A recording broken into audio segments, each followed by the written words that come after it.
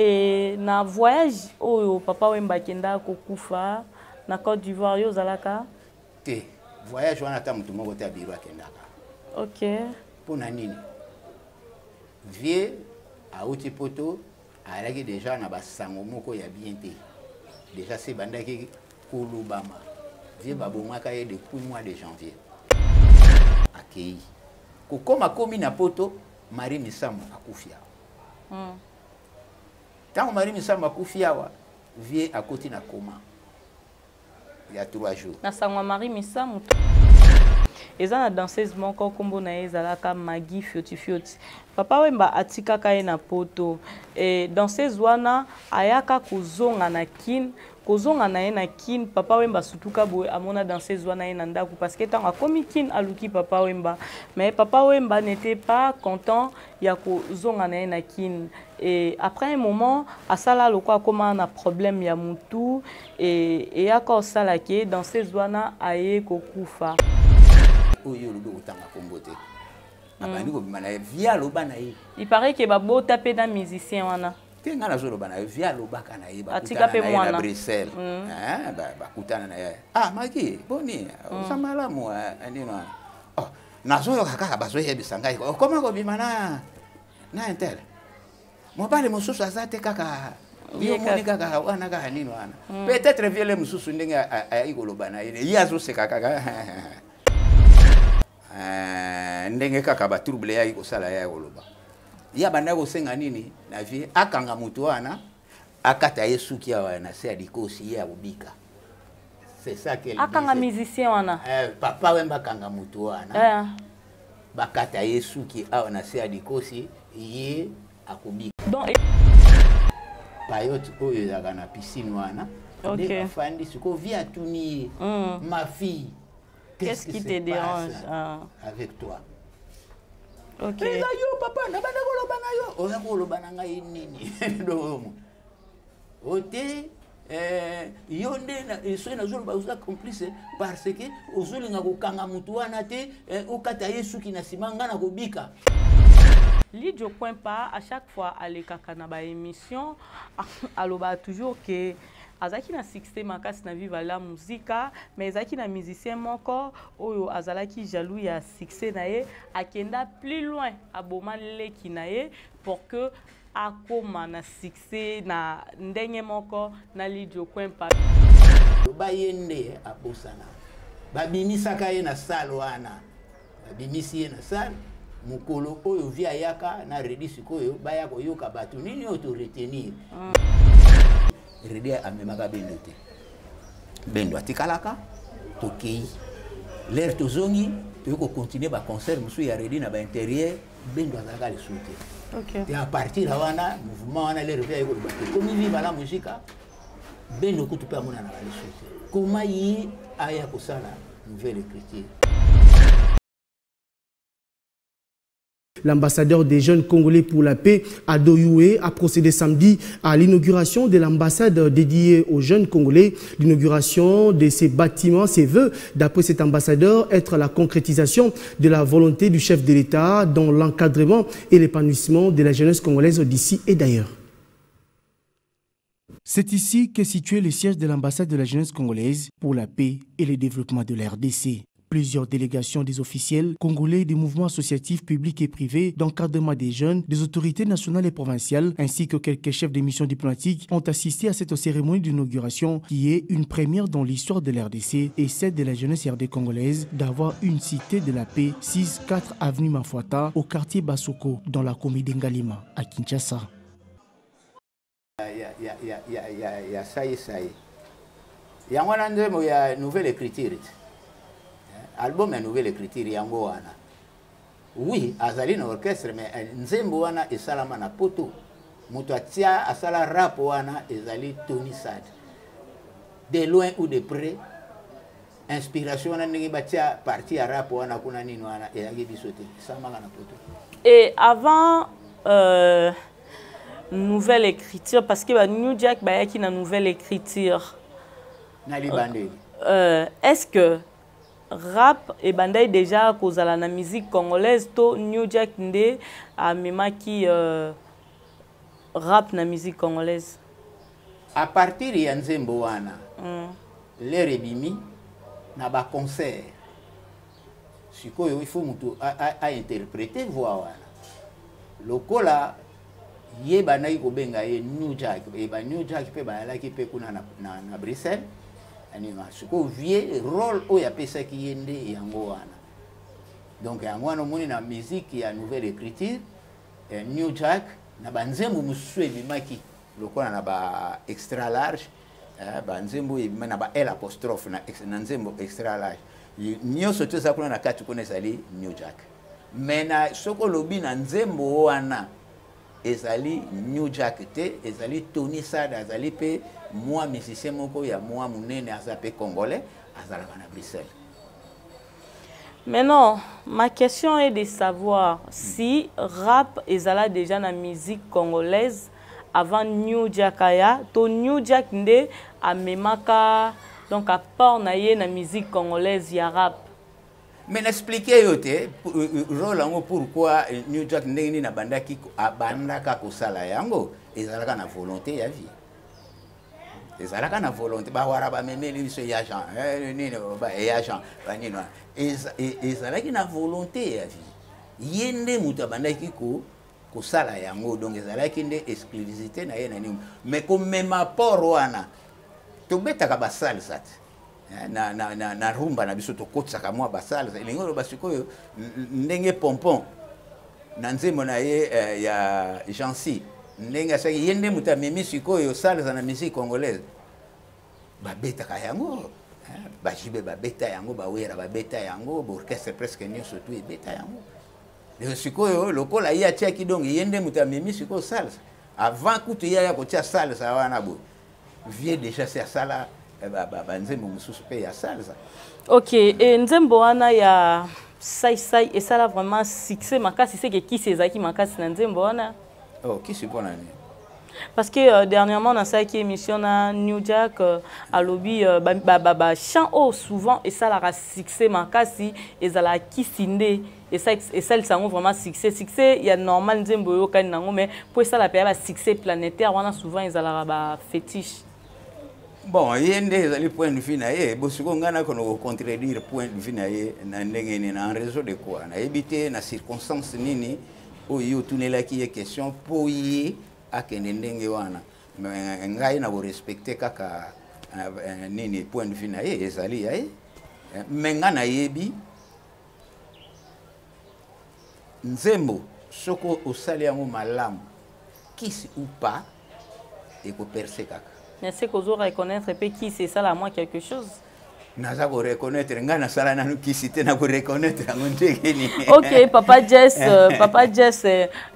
en tant que secrétaire ya Viva la Musica lelo Papa Wemba atika biso azali soutien en vie depuis la mort de Papa Wemba oza toujours na Viva la Musica to olonga. Na longa na kende wapi? Esprit wana ezali kaka. L'air mususu esprit to bo moto nos autres travaillent toujours na Viva la Musique. L'air mususu ndenge yo opposer question wana mais l'esprit reste. D'autres ça kana Viva na koyu ko accepter te ata na zo pratiquer pendant les sociétés, j'ai mes raisons. Au pena koyu ko évoquer awate. Donc ce qu'on attaquer Viva, on est là. Je n'ai pas demandé que ceux qui vont attaquer Viva, ceux qui vont intervenir, ceux qui osent travailler toujours dans Viva, tout au long de Viva la Musique. On a toujours secrétaire dans Viva la Musique. Non, si tu colipé, il faut que tu capes bateau mususu. Aujourd'hui retraite.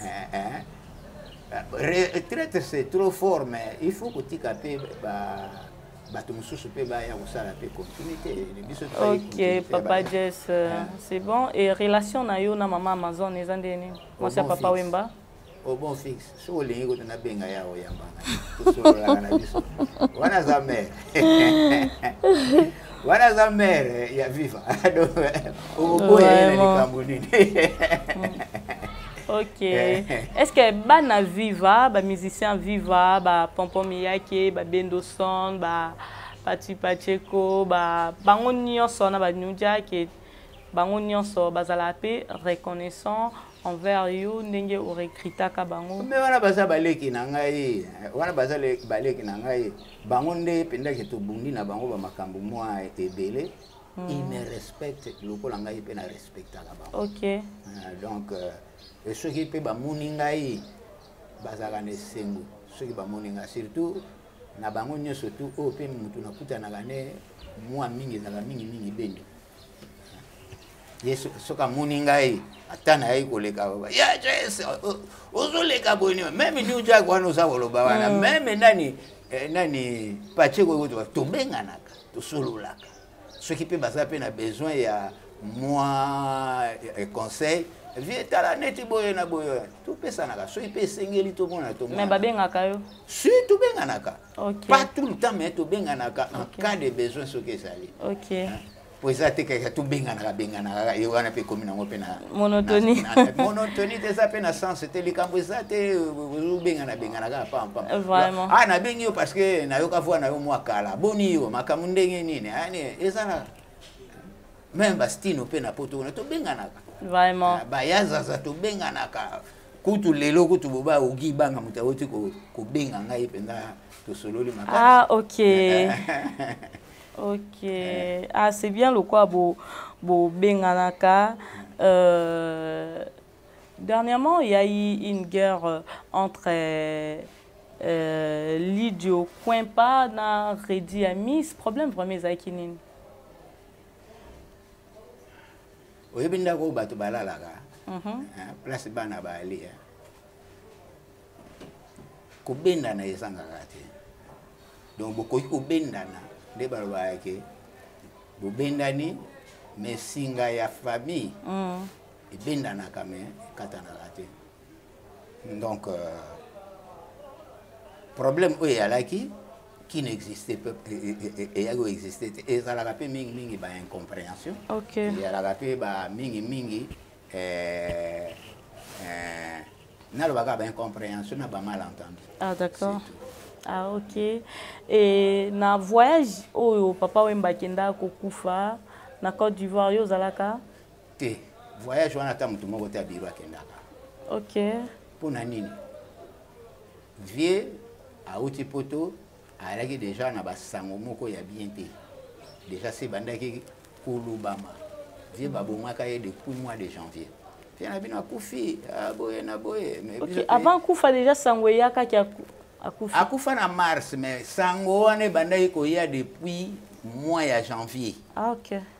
Na janvier vie le rake poto. A piqué crise. L'air a piqué crise à côté hôpital. Hôpital à bosso à côté qui na coma ya à côté na coma ya 3 jours. L'air a bimi na coma ndesiko biso to yeko zo abeko to yeko sutuka ke ate via buti na hôpital avec to yo même batukuna bango moko bafanda kani wona poto ba kite. OK. Ale biso le to yeko yoka yango to so benga vie to so solo la to te fia sana e vivre. Or vers ko sala deuxième réussite. Bon, réussite wana sala ki bat baloba ke a respectaka vraiment mibe kwa munganga te, c'était vrai? Non. Parce que il a fallu avoir un repos et tout ndenga utaki na coma mais il y a que dans un contrat qui beta cancer. Au moni na olobaki na zolo ba mulai. Oui, bien sûr. Nangi to za moi me pousser parce que la jeunesse ya maladie wana. Vie à salaka 2 ans ou 3 ans avec tous les problèmes yaki na poto ya ba combattants ya ba nini vie abanda ko mona mama kama ope na bien te a préféré ki na ye azonga na ye awana mboka afana na isoka ke poto akeli kambo ya keli ce que sili azongi na ye awana kisa fani na ya a relancer sikoyo machine na ye musicale ya awana kisa so ikuna na poto kuna boye ba contraire ya ligne ta no beta na États-Unis akia su groupe na international kuna ba kei ba beti tellement que sala ki 2 ans ou 3 ans awanaki ba koko ne ba komaki na posa na ye. OK. Le to yiko koma na mois ya to komaki na mois ya décembre ya octobre. Ba mois octobre. Omoni na orchestre soki na décembre bozali na concert mon côté na Libanda. To banda ko préparer concert ya le 31 à partir ya ba mois wana ba octobre novembre nde siko fuboye bato kobeta wapi ane biso déjà si to préparer nyos to ana concert na biso ya le 31 elinga kozana na hôtel Sultani siko l'air to iko koma na fin novembre to kota décembre bakoko ne babengi à partir de ça Pépé tu fais quoi là-bas à Kin nous avons besoin de toi tu as beaucoup d'iré en Afrique tolingi yona biso il faut ba fête ya fin de l'année tous ala ensemble na yo vieux sikoyo et touché ayo ça réunion abi omoni ba concert on a ya Sultani le quoi tozana ba devis ya ba préparation nango on laisse tomber ba koko na ngai ba interpeller ngai et puis ils ont raison na sali 2 ans sur 3 ans na ngai été ngai le 22 décembre na aux avions na okende ko fêter na ba koko na ngai le 22 décembre tout comme le 19 décembre déjà ça somba ba billet ba réservation makambo tout c'est ça la ma donc vieux à 2 ou 3 jours boba ke po ya voyage na yebo ba via koyi na malaria à Kinshasa awa koyi l'air koyi azana médecin na yena ngale ma Saint-Terre akekuna boba komi kuna na ngale ma Saint-Terre oui via kolinga ga soki abeli akolinga minka ba clinique na lo ba clinique ne ba dose unique siko pa docteur na ile ra habité papa il faut ba examiner ba kangi vie na malaria na mwa ba typhoïde malaria nde muteleka mingi na mwa ba typhoïde ya mwana siko médecin a lobi papa il faut cette fois-ci au kota na schéma donc à kota na schéma ya nini ya kinini oyo ba zongisa 3 fois il faut kota po malaria na yo na muni yango eza vraiment penda makasi il faut kota na schéma vieux siko lera muni ndenge wana abengi bakoko na ye na poto po il faut ba observer pendant 1 semaine donc bakisi nino wana abengi bango pona ko signaler bango que eza sous possible tena na pali bana poto kuna soko yoki mutazana malaria biso to sakana kanango awa mena poto eza pena maladie moko ezali penda dangereuse trop sérieux ba comprendre vie à repousser voyage na yewana a observer 1 semaine on ndenge balobaki na yewana ça ba le 19 a renvoyer on le 10 janvier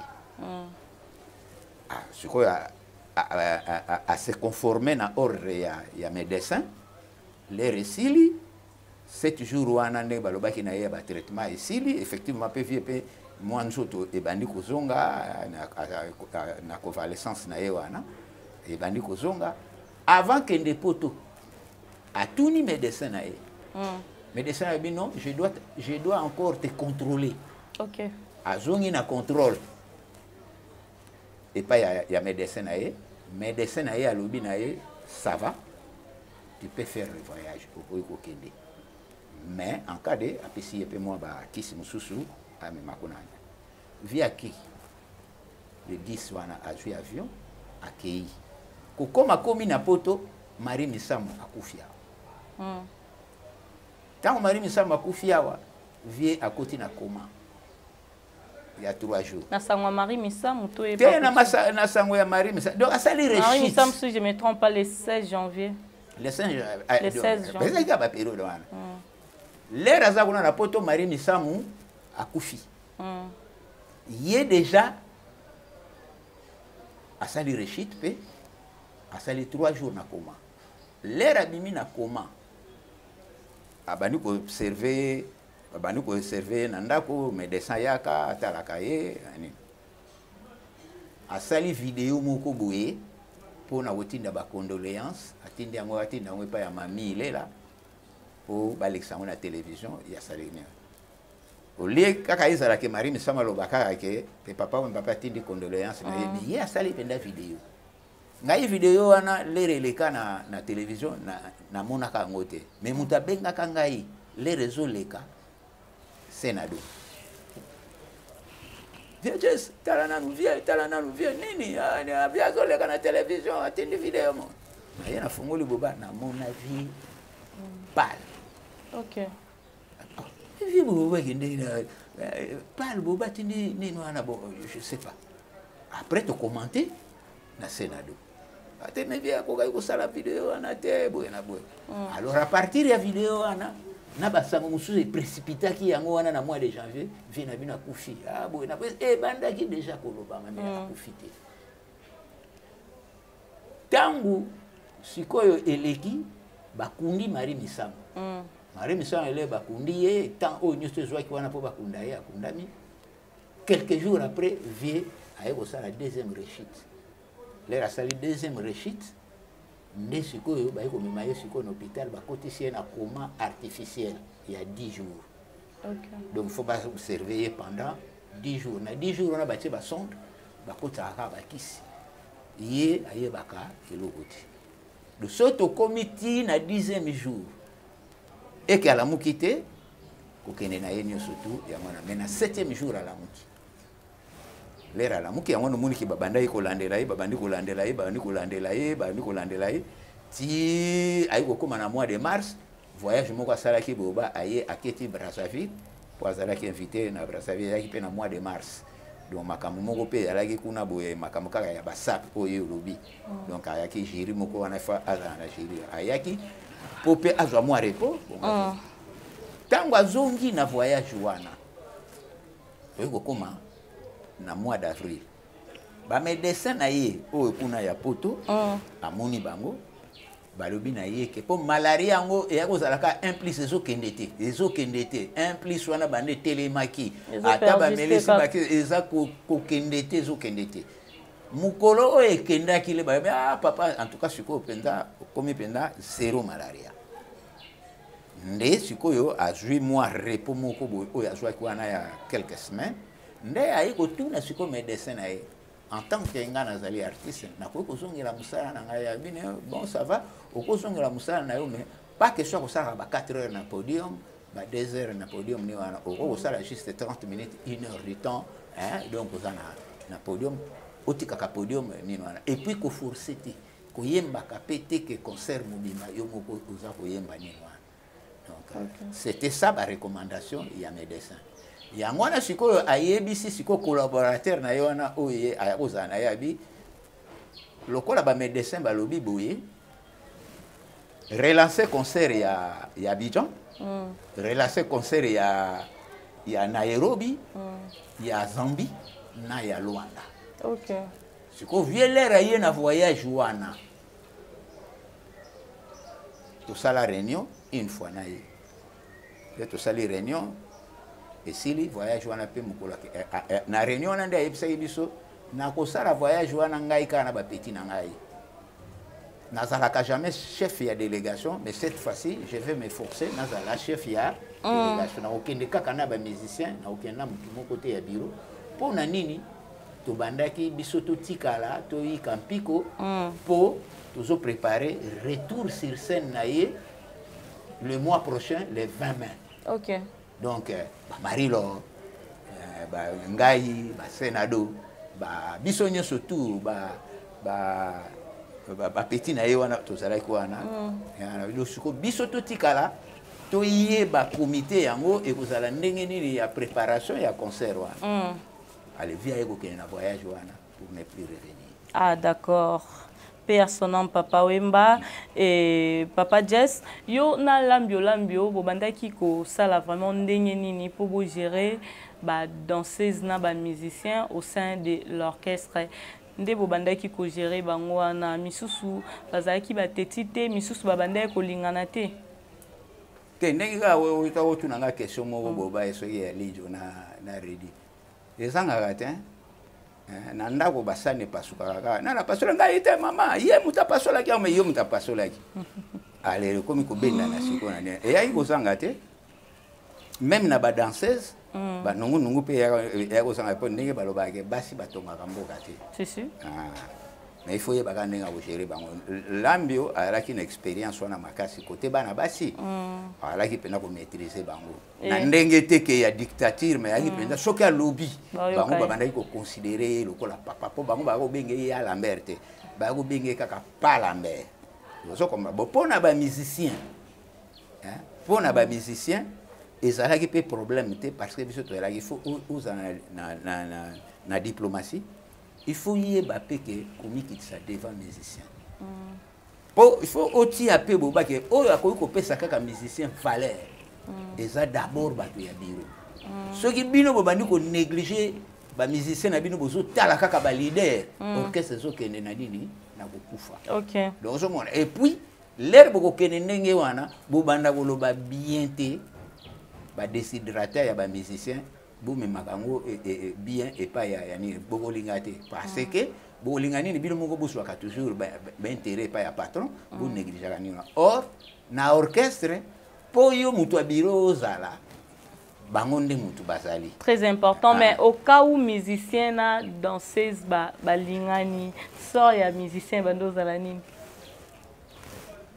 bon ekosala bien te eza neti biso na yo tozosala compagnie moko tozosala neti compagnie moko boye mais wana soko compagnie yango tozosala nini wana eza musique eza na baréalité nango mpe mosusu soki déjà bobandi déjà kolingana na badanseuse na bino soki eza na bon sens eza nango te aza mwasi wana mpe aza mobali mais il faut bokende nango mpenza na ndenge ya bien so bokende nango na ndenge ya bien wana oyokaka masolo mosusu oyo ya Al Pacino na Julie Mulanga vi afandisa bango afandisa bango abengi bango de nini Lambert nde mutu abane koyebisaka papa wana eza ndenge wana un jour tobeta masolo wana ya Al Pacino na Julie Mulanga eza na danseuse moko Papa Jeff parce que tokomi déjà cité eza na danseuse moko kombo na ezalaka Maggie Fioti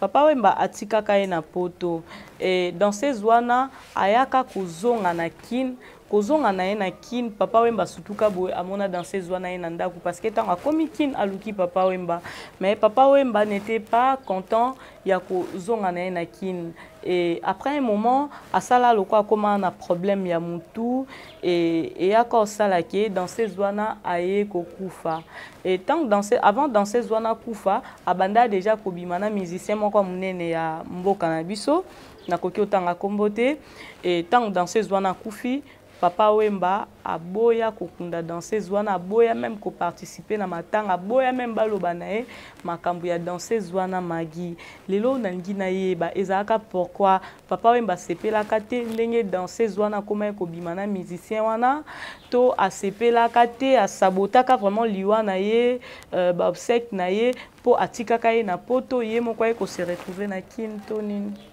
atikaka ye moko te na poto bazalaka ba fioti bazalaka zoom atikaka bango nyonso tu na poto mpona moto na moto asala vie na ye c'est tout à fait normal akozwa mpe mobali na ye pese batikaki ye na poto Papa Wemba te moto aya kobala ye eza tout à fait légitime et normal akozwa mpe mobali na ye mais na likambo wana oyo olobi na ngai l'air mosusu vie asepelaki te to azala contre wana ezalaki mpena ndenge wana te le mosusu mpe mwana le mosusu mpe ayokaki liteya te ndenge ayoki liteya te bon ça va lokola alingi ne koliteya te asala oyo ye alingi zwango kaka eza nango kaka liwa normal olinga te biso nyonso tu tozali bamourant tozalaka bapassager bapèlerin awa na se ya moi mais nyonso tu tozosala ezalaka mingi mpe na sentiment moko bobake tozongaka toujours na bonzambe donc soki te ekozala mpenza mpasi mpenza ya mingi donc nazala mpenza na commentaire mpenza ya mingi te lere azongaka mwana wana aloba ya ebele aloba ya ebele ti ndenge mpe aye kokufa alors lere akufi kokanisa te ke Papa Wemba sundolaki liwa nani peut-être azalaki na esengo te na bamakambo mosusu po mwana wana mpe ndenge mpe lere azongi aza koloba nini ke na monoko na ye karma boba mpena na vie mpendake yo oza complice ya liwa nanga mpo nalobaka na yo mais vie mpe alobaka na ye mambane bandakalako vie alobaka na ye mpe lere bakutani lere vie ayoki sango ke oyo olobi kotanga kombo te abandi ko bimana via loba na ye. Il paraît que babo tapé dans musicien wana. Te ngana zo loba na via loba kana ye ba. Atika pe mwana. Na Bruxelles. Ba kutana na ye. Ah maki boni usamala mo anino. Oh nazo yo kaka bazo yebisa ngai. Koma ko bimana na intel. Mobali mususu azate kaka. Yo moni kaka wana ka nino wana. Peut-être viele mususu ndenge ayi ko loba na ye. Yazo se kaka. Alors ayi ko buta na yepe ça a pris du temps. Nandenge pe azongaka awa bala kaka mutu teke via zakoya tubanda ikoyoka mwa ba ikoke magi kuna ça ne va pas na poto mais likamba nini boba toyoka te makambo loba makamwa ebele même na matanga na yepe loba makape makambo mwa ebele. Ok, to lukato meka kolandela to ba essor ya mwana wana soki musicien wana azwa mwana parce que aza musicien o aza de na ba possibilité nyonso ape na succès na mboka na biso to luka papa to ye ba sor ya mwana wana soki eza nini mais na likambo yango omoni pe mutule msu mutu pe sebeti lem so ba makamba solo lem soupe ndenge kaka ba trouble ya ikosala ya koloba ya banda ko senga nini na vie akanga mutu wana akata yesuki ya na se adikosi ya ubika. C'est ça qu'elle dit. Akanga musicien wana papa wemba kanga mutu wana bakata yesuki ya na se adikosi ye akubika. Donc esengaka bakata musicien wana suki na sima pour que esengaka te faut koloba dina yende mutu azalaki na malade nde ayayi koyebisa vie ke soki okangi ye bakata ye mpo na lero wana mpa bandaki kosala neti musicien yango banda kotia neti mwana wani moko boba na nsima boye nayebi te mapelolo wana yango wana babaki soki bokati ye kaka suki wana na se ya dikosi nga na obika. Ok. Donc nga na kobika. Et papa même bazaki en considération te? Te soki yango na considération mutu aza na liboma ça koloba na ye nini wana kasi vie pas sepelaki te ye azala complice mpo na nini. Ok. So azalaki complice aka otika bango na poto te. Ah d'accord. Mais façon akipaka makambo na ye te matanga na ye loko moko te asala il paraît-il que artiste wana nde akunda Maggie.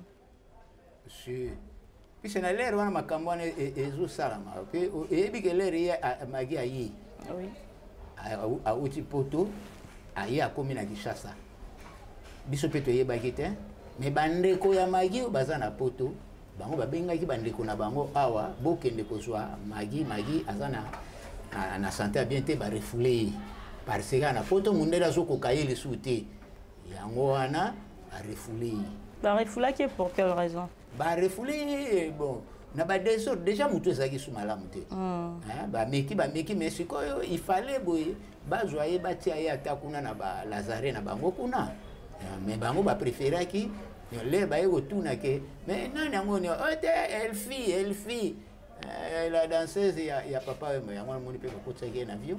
OK. Batindiki mais l'air ya kiti na aéroport bande kuna l'air bazwi azalaki ne calme azalaki ne calme bakoti pe na mutuka l'air bazozonga po bakoma na ndako na bango ye na nzela nda alobi te lokola eza na ntongo papa aza kolala tokende ma campagne. Alors bango pe bandeko na bango babangi puisque déjà si bayokaki ce qui rend aéroport bamo ti ma campagne akomi na ma campagne ezalaki soki ba 7h ba 7h tozolinga tokende soki ba 8h aye akutani na bagarde bazalaka na porte bagarde yango mpe misusu bayaki mpe ya sika bamagi mpe bayebaki na bango mpe bafiotifiotu wana te eta oyo ndenge azalaki na basuki ndenge ezalaki na elateli na ye ozomona kaka motu azali normal te papa azali ale fongola porte nga nakutana na papa yo nani fongola porte ebandi wana bango mpe sikole bakangi porte bamoni ke babike oyo motu ezosala malamu te aloko te siko bamabanga omoni ndako ya vie na ma campagne partie ya ndako ezali ebele na entrée et puis chambre ya vie ezali kaka soko fongoli portail wana omoni ndako fenêtre ozomona ya liboso wana yango na chambre ya vie do vie ndenge ozala so olali okoti na kati ya lupango fo ayeba moto akoti na kati ya lupango lokola ndako ezalaki beaucoup plus proche na mur oyo wana ya entrée alokoti bamabanga abandi kobwaka likolo ya batole abandi koganga bato sikoyo na quartier mpe balamuki aterrorize balabala wana oyomi mpe balabala yango mpe eyaki nango mpe ya monene te aterrorize balabala wana bato bakoleka lisu te sikoyo viele nani wana fongana na porte lero vie sikoyo bafongoli porte oyo ya moke porte oyo ya moke wana oyo yaka na portail dia tali bo bamoni nini wana ye skolere amoni vie yo kanga porte bro bakangi porte ale mabanga ekontinue na baportail na banini eza kokweya kaka kuna na kati ya lupango bo bato sikoyo banini kuna boba na lupango na ye bani nde vie abengaki lambi po vie atali boba nana komaîtriser amoni te bia bengi lambi Lambert oza wapi nini zwa taxi moko express namoni magi azali awa azotya desordre kosakana te nini wana lambi nde azwi mutu aye okuta magi na bandeko ne moko ayaki na bango bakangami na mutuka bakangi baglace moya ya kokitisa ye eza te lambi sikolera ye akomi oba amoni sikoyo ye ndenge atelemaki na balabala azokodiktelwa na ye lambi nde sikoyo akiti na mutuka yo magi bwaka ya Lambert okomi waone pona ni nakoexplike yo naye papa bato balingi kokotisa ngai te bawaweli tokoyeba asala désordre mpo baboyi kokotisa asalaki désordre mpo baboyaki kokotisa ye sikoyo lere sikoyo vie ayoki ke Lambert aye ayoki ke Lambert azoloba nini wana vie sikoyo mpe azwi courage ale bofongola porte wana bafongoli porte ale sikoyo Lambert nde azwi ye magi bakoti na ye bakei na payote oyo ezalaka na piscine wana nde bafandi sikoyo vie atuni ye ma fille qu'est-ce qui te dérange avec toi ok eza yo papa nabanda koloba na yo oza koloba na ngai nini domo ote yo nde soki nazoloba oza complice parce que ozolinga kokanga mutu wana te okata ye suki na nsima ngai na kobika siko viabi nakanga ye banakata suki nini ngai nakomi coiffeur donc c'était ça mais asekalmaki parce que Lambert alaki wana sikoyo via alobi na Lambert zwa ye bokende kotika ye na nopa na ndako so bokoma na ndako mpo famille mo eyebake aye mais il faut bokende kotika ye na scène pepe via kote na ndako azwi bambongo apesi nde Lambert sikoyo lero bakoti baye mpe bakomi na ndako ayaki so mwana kingabwa je pense bakomi kuna na ndako bamoni ye siko po akindi a résisté na Lambert mais lokola Lambert alaki malgré résistance na ye akendaki quand même l'air accueilli asali moi quelques jours akimi na ye kokimaki wana alingi déjà abanda kotambola alobaka ya mingi na liboma na ye wana alors tite aye kokufa d'accord l'air akufi nde sikoyo Lambio na nani na Julie Mulanga na nani pe na ye kobosana ye mingi nini wana danseuse na biso aye Ania nde bakendaki nde komona vie pour l'informer que magi akufi sikoyo faut toluka sikoyo tokosala nini mpe abe nasani ngai nakosala eloko moko te nakosala eloko moko te epi mpe matanga wana nakoya te Julie sikoyo abandi koexplike veve alobi te naye nalobi boba nalobi boye bango baki bakokulaka te peut-être amonaki nayebi te yango wana mpe ayaka na ye te acontribue apeta bimeya na nga moko mpe te kobima na makambo wana yo comprendre une histoire triste alors sikoyo lere esali ndenge wana Lambert nde moto abengi mobali ya magi nde bazwi bacompromis mobali nini artiste ye nde moto akunda magi à travers nani magi tolela ye wana na terrain baorganisaka bakermese oyo yaka na commune wana yakala tolelaka ye wana Mes salutations spéciales à Jancy Bavouidi de Cap Town, moi Naya, maman Henriette, Jancy Bavouidi, où mais là vraiment, Olivier Loukoussa de Montréal, Bambo Tenayo, un fan spécial, Bambo Tenayo, Olivier Loukoussa. Ok, Papa Jess, on n'a pas encore fini, on est là, Papa. Likambo et Deranjaka, vraiment, mélomane mingi.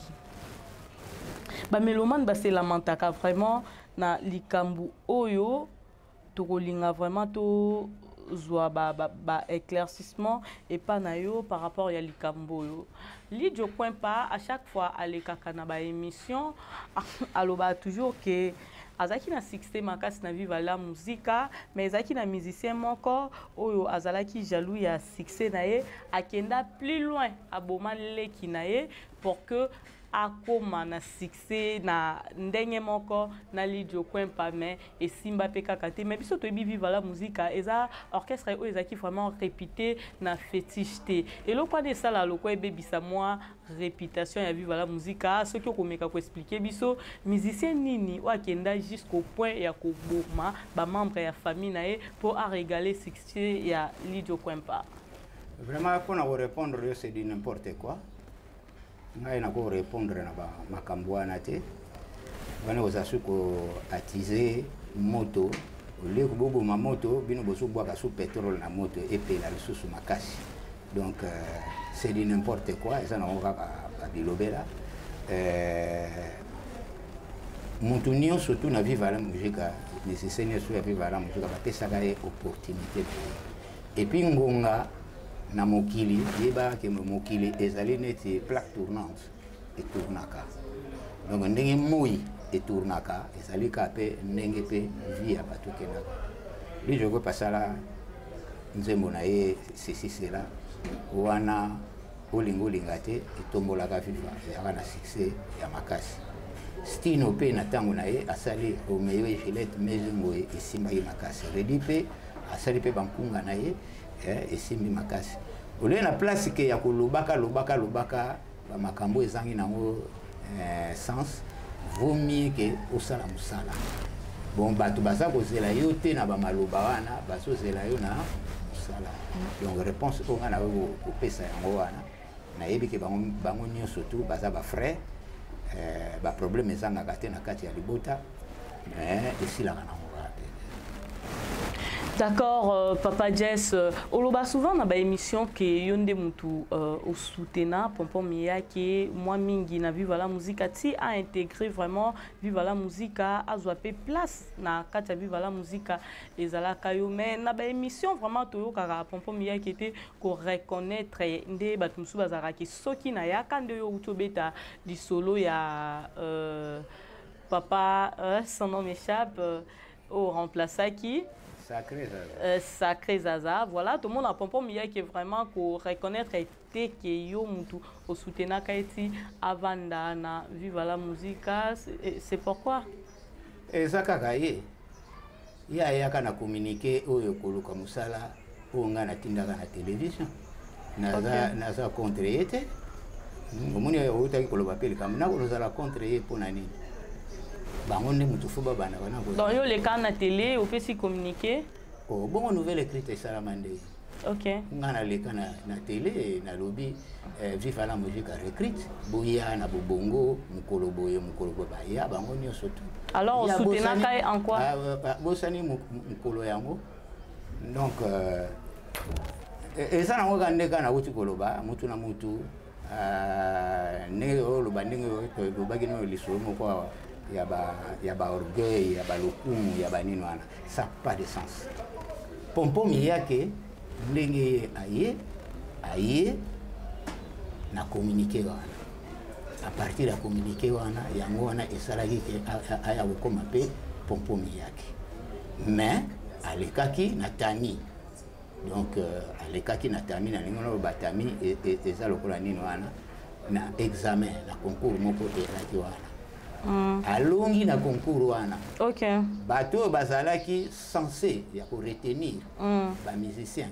et yalaki Vieux Pinos et yalaki Vieux Ichari ok na nangai mais beaucoup plus ezalaki ponga na alaki musicien te yaki beaucoup plus vie pinu bakulutu mi bale wana po bango balaki neti mwa ba doyen ya FIFA OK bango nde mutu basoki bandimi ni na bongai pe na koyi koloba na ngabite na yoki bo mais les deux doyens na biso wana ndengele bato asali test na ye bayokaki aza koyemba na mwa couleur ya timbre ya vie bokulu bango basepelaki te bango bakomona kaka ke vie azali bongo ye abanda koyemba na timbre ya vie pona nini donc elingi koloba ke mwana wana ntango tobanda kobeta baconcert na vie abanda koyemba te pokolo timbre azali omoni raisonnement wana bango ndenge eyalaki wana or bakolo timbre mpe balingaka mutu moko mpe azala ape près na voix na ye po l'air mosusu mpe akoki koyemba concert mobimba te 4 heures de temps ye moko bobaza na nini wana na micro nini wana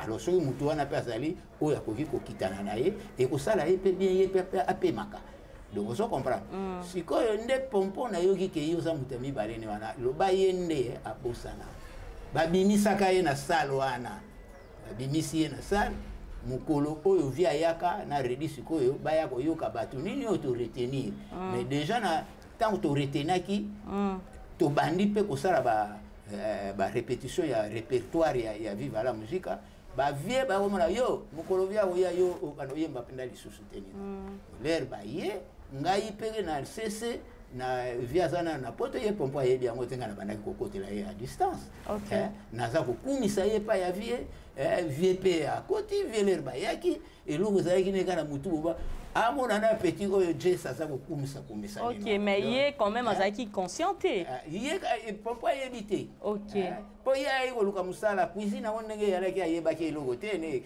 makambo nini bandaki koleka wana mais soki oyebi ke ya yebaki te ke yo bande kozwa part na ye pa vie mais yo po loba te ko soutenir parce que yo reconnaître soutien ote nani ebele to mususu ko to bobaki na ba voyage mais ndeni muto ndimelo kwa zo yebaki voyage ezali il y a toujours un secret na kati ya bureau entre muto bureau na chef d'entreprise makambo mosusu oyo elekaka wana ngai nakokoyeba makambo nyonso eza koleka na kati kuna ya orchestre mais bango bamusicien bazali censé te ya koyeba makambo nyonso tu oyo eza koleka na biro pompon mokolo oyo bango bayaka redi ela redi aza wana okoluka mpe osala mpe mission le mosusu mpa redi akoki koyeba po ye nde moto alobaki na ye ke yoka ba musicien oyo ba retenir mutu aliboso oyo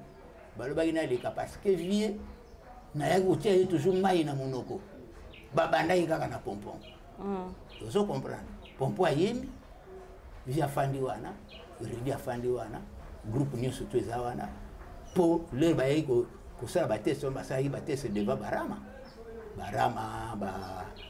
musicien tozalaki na bango wana lero nima alors l'air pompa ceci koyema ezaki na bobongo il y avait pas de public ndenge lekaka na bawenge baye na répétition po baza ko recruter bato babeti maboko babandi ko influencer to ayika biso na biso zo comprendre redi alobi na ye kaka bon ça va nayoki yo leka na ngambo on a réduit mon ça recrutement vieux mutu apesaki ye nini wana ayoka ba musicien ba chanteur nini yango oto vieux bauti poto te na redi baye mais nani Bendo Stone alobaki mutu asala nouvelle écriture tandis que yo lobi yondo annonçaka na télé que bozo recruter bango baye répondre les cambo wana na mais ana comment mokili répondre en côté nini oh nazoloba yo moko zoloba tozo kende mulai Bendo l'air to sala nouvelle l'air to sana na pompon to komisu na te na fond parenthèse pour na bosana te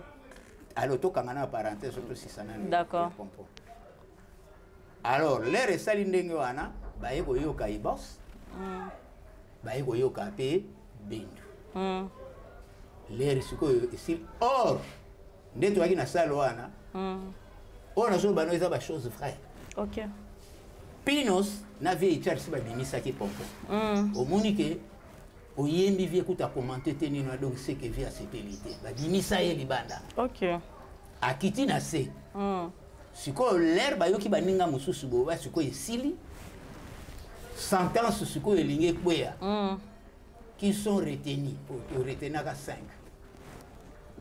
5 nan to retenir moko ba ko benge pere langa mususu ba komwe bakendaka na bango pe na ba différents branche ya ba wenge ba El Paris ba musupe bakendake ba mususu 2 wana mais 3 wana to na bango siko leur sentence elingi ko bima Redia tourné boye atali boye amoni lisusu pomponte oh de mkuso ala kiawa azawa oh ngape boba na sutuki mutaye bisanga yike asa kendaki yaki fepi OK siko ngai nde na bimi siko na libanda na kuti pompon liboso ya bobongo sur flambeau à telemi donc dépasser des abattu ngai nde na lobi na yeke oh yo bazoluka yo kuna no ye moka zongi singa yeke ba vie pino mutu babimisaki ngai yo so comprendre nde tozongi na ye na kata salle mutu aliboso pe ba retenir ye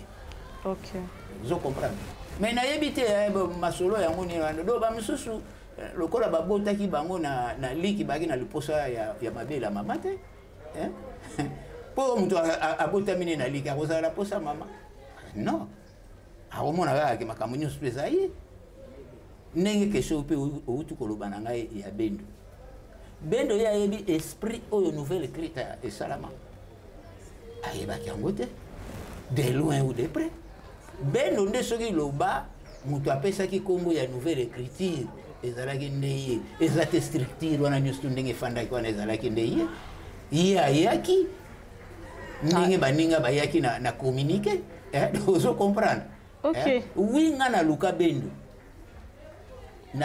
ndenge nini tango Redi alinga banda ba tourner na ye ba concert na ye en solo Redi aza na poto futu luka ba musicien ya viva balaka na bango déjà o bazalaka na viva ba Botier Mukoka ba Vechari ba Pinos ba Desai bazalaki na bango mais siko ba oyo to bandaki kozanga il faut tout luka bango ndenga na kendaka masina koluka bendo parce que ne yembeli na ye akina mwa connotation moko boye ayaki omekola ngo ya bien ya Redi ozaka déjà na relation si bendo tozalaka déjà na relation po azalaka musicien ya Tambour le Valois tango vive bandi koya na betaki lisolo ngo penete na mwa libandela tango vive za koya na lero na Tambour le Valois e beta kaka lokola viva na banzembo ya viva balaki na Redi na bango balaki na Papa Wemba na bango balaki na Luciana na bango balaki na Stino na bango c'est tout à fait normal pour faciliter bino la tâche alors tant papa banai koya na Redi na ba concert mususu to banda ko sala jumelage na ba musicien Tambour le Valois to petit concert wana alba vie bazongi na bango poto donc déjà wana na yebaki déjà bendo pe na badai ko kende pe mingi pe masina et pa ya vie na biso machuda sao alaki na bar ni moko ka na wenze wana ka ya nino wana so na ke na kufanda wana na kolia na kumela na kuzwa pe transport ya kozonga na ndako po bayaki ba vie wana bango balaki penda donc orchestre na bango bayako linga na ba vie na bango yaki FIFA OK alors siko lere iko koma ke Redi siko wana siko ya kozala ba concert au Papa Wemba banda iko ya mais siko tango Redi ayeye moko il faut na constituer orchestre d'accompagnement oyo ko accompagner Redi oyo la longue yango nde ya okoma nouvelle écriture OK donc vous comprendre nde na kindaka masina na ke koluka bendo puis ba ye to ye na la samba playa avant Redi aya tout ça ba répertoire ya Redi nyonso to wana après Redi aye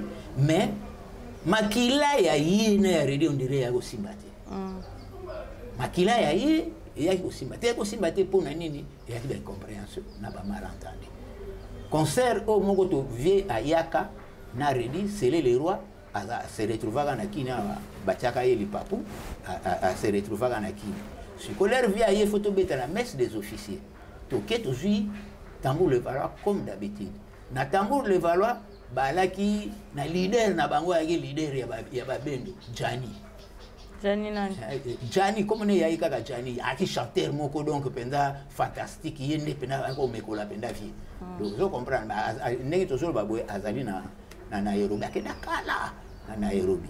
Siko tango to aiko sala ba répétition wana ya répertoire wana to akina ba sele le roi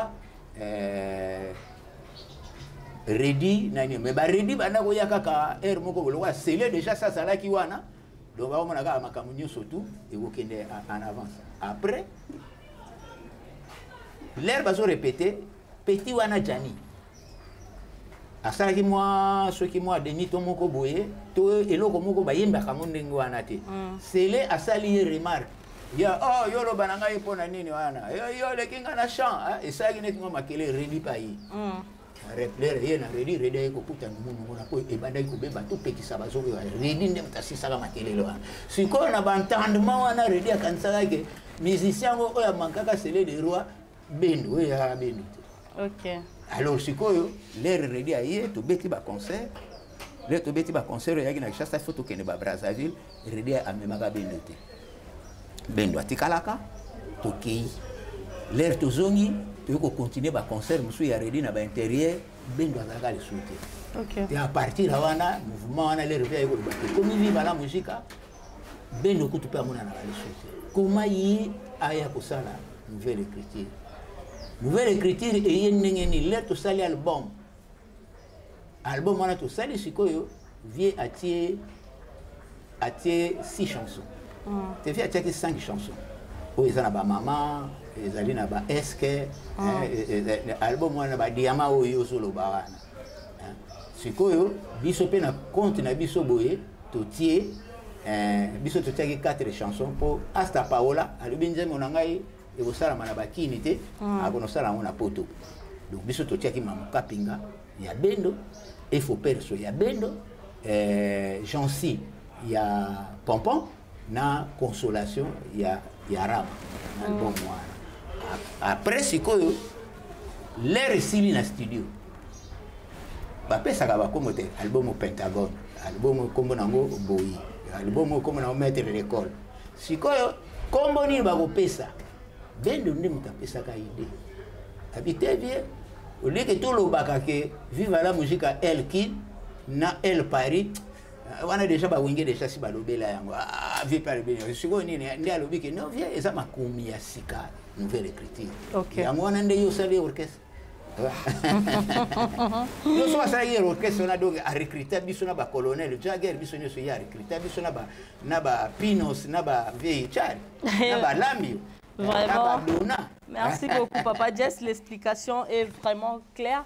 Et na Viva la musique, Bozaki na ba clavieriste combien? Viva la musique, une nouvelle écriture. Viva la musique, Viva la musique clavieriste, ça la guitare. À moins que na se trompe. Mais nouvelle écriture. Na banzembo to banai ko sala na poto clavier ya ko beta. Wana bana ko kotsango na nina. Na nouvelle écriture. Na début na moto zalaki na ba clavieriste mibale. Non. Théo Bidance na Christian Nzenze. Siko Christian Nzenze batu ba mitunaka. Est-ce que ezalaka Christian Nzenze to ye moko ndeka kombo na ye Christian Nzenze? Yo c'est le pas deux personnages. Na okela ona muzindo.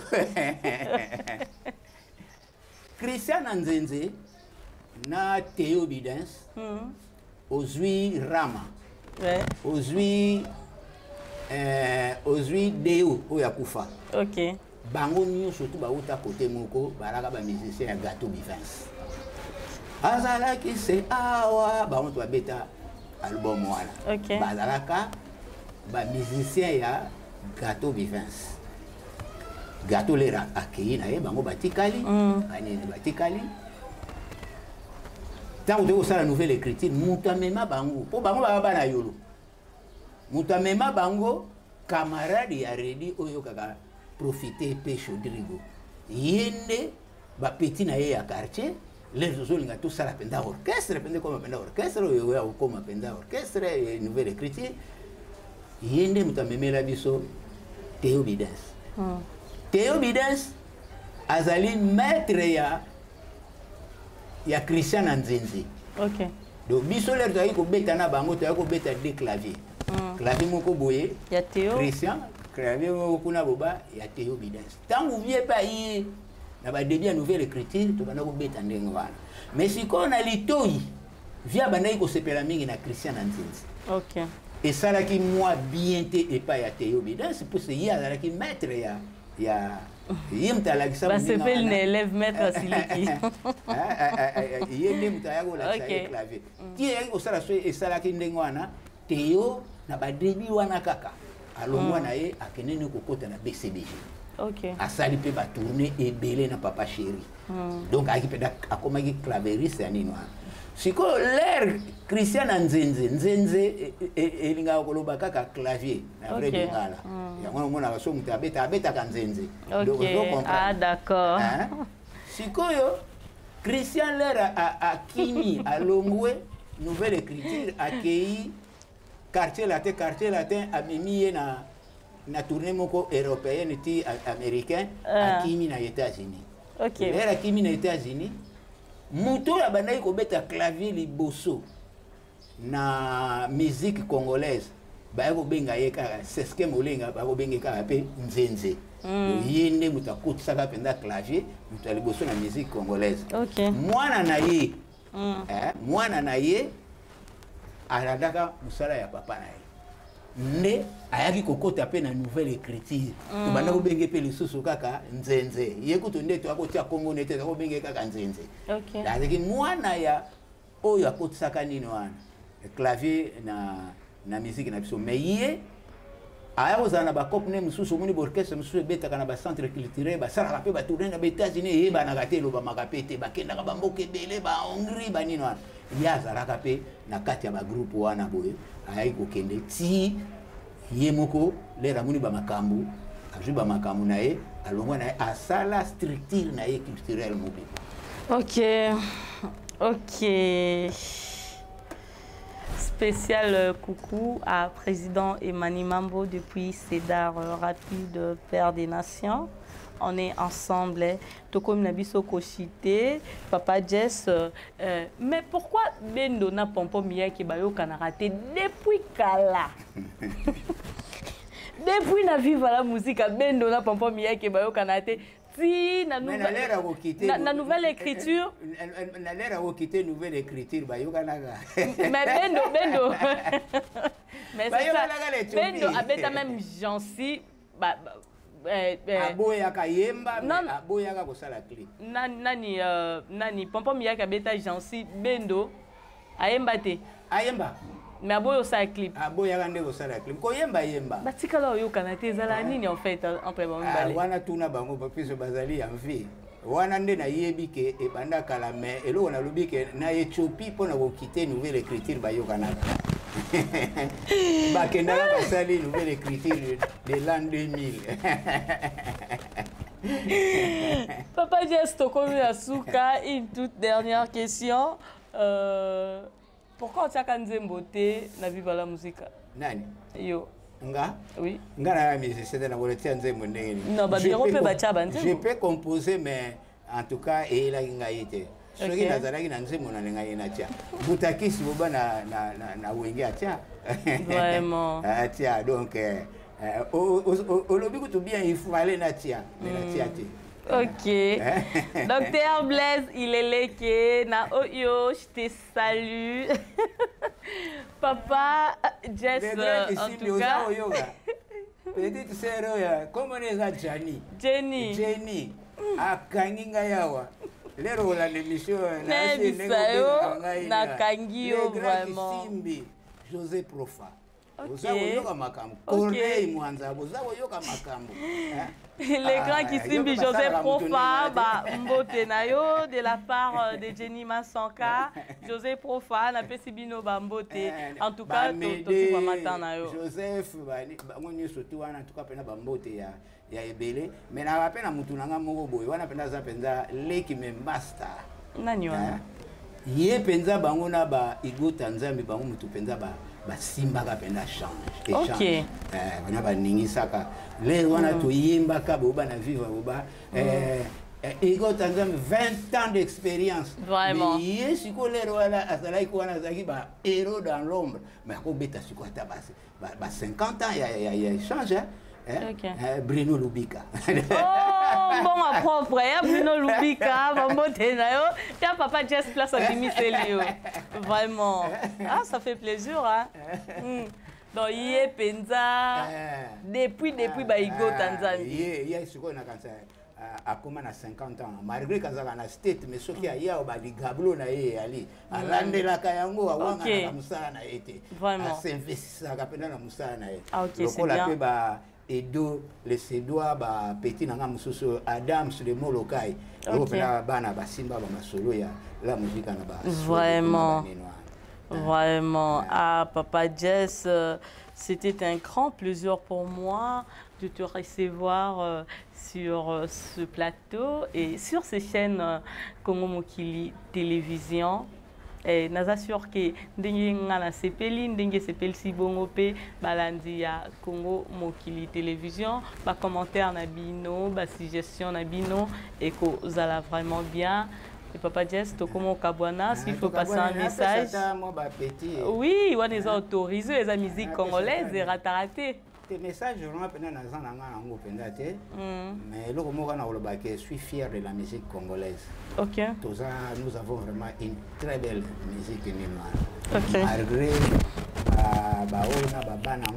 la incompréhension, malentendu, nous avons vraiment une très belle musique. En Afrique, on nous envie. La rumba est enviée. Mais c'est mbote na ba manu nyoso tumi bale Lemos na Manu Pedro na pesi bino mbote Gauthier Wasenga na pesi mbote Kade wana beau-frère na ngai aza na États-Unis tonton na pesi yo mbote beau-frère musupa aza na Belgique beau-frère nini wana Kade Tchakuvuza Tchakuvuza mwana tsuka ya mama bana. Ah ok, on a Papa Social, c'est vraiment mon ami, hein? C'est un ami de longue date. Kade Tchakuvuza, je t'ai sali, Yazana, c'est dans rapide. Papa Social. Voilà.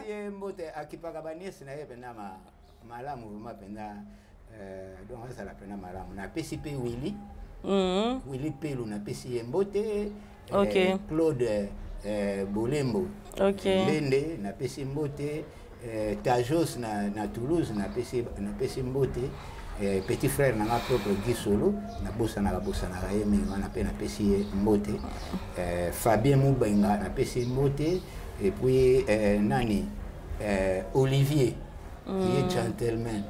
Wana baza ba Canada kuna banini wana ozuba ba wabola boule na pesi ba nyoso to wana mbote. Et puis Guillaume Massimango. Et puis Papi, oyebi Papi Musui. Papi Musui oyebi Nayoka te ye azalaki collègue nanga musalo nga nazo sala ye ba ya musala ngo na chic choc le yenge ya belle époque. OK. Na pesi mbote, na pesi Ogi Banga mentor na ngai. Yesu ka yoki kaka boba petit nanga. Vraiment ben mentor. On sait que c'est un mentor de sacré zaza. Et puis Yaringo. Wana basa ba kulutu mibale wana na tikala na bango wana. Donc ba kulutu nanga donc so yoki ngana zana matongi wana na obengo na zaka epa ya. OK. Epa ya Yaringo. Azabo battre la leki na. OK, c'est bien. En tout cas penda merci à tout le monde. La prochaine occasion ba oyo na pesi ba mbotete. Na pesa lokola la peine à Bossanité, Neto, le concours, ma state. OK. Et puis, Prof Gilles, Wanaza Penda, pire moutou ya Lubika. Ah, OK. Prof Gilles, tout ça, on a la state. OK, merci beaucoup, Papa Jess. Merci à tous nos téléspectateurs. Dengebo dispose à qui tant vraiment. Yako Landabiso, c'est très gentil de votre part. Merci à toi, Orinsungu, Balobi gouverneur Yanchangu. Orisungu, Bambote Nayo, depuis Bundes, Fredingo Malekoutimie. Bambote Nayo, et na Monibongo Donjoli Bokeke élégant, na Londres. Jenny Massanka te sali batu nyonso bolingaka Jenny Massanka ngape na lingi bino mingi nazozela ba réaction na bino après avoir Kolanda émission. On se retrouve à la prochaine émission. En attendant, portez-vous bien. L'ambassadeur des jeunes congolais pour la paix, Ado Youé, a procédé samedi à l'inauguration de l'ambassade dédiée aux jeunes congolais. L'inauguration de ces bâtiments, ses vœux, d'après cet ambassadeur, être la concrétisation de la volonté du chef de l'État dans l'encadrement et l'épanouissement de la jeunesse congolaise d'ici et d'ailleurs.